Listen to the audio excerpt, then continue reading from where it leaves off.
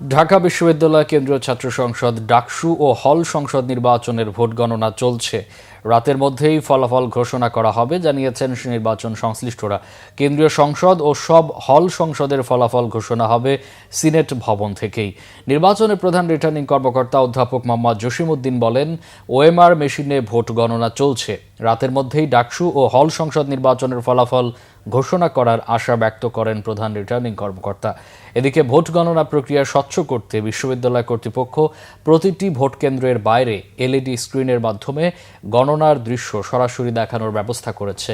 আর বিশ্ববিদ্যালয়ের বিভিন্ন প্রবেশমুখে উৎসুক জনতাদের অযথা ভিড় না করে শান্তিপূর্ণ পরিবেশ বজায় রাখার অনুরোধ জানিয়েছে ডিএমপি।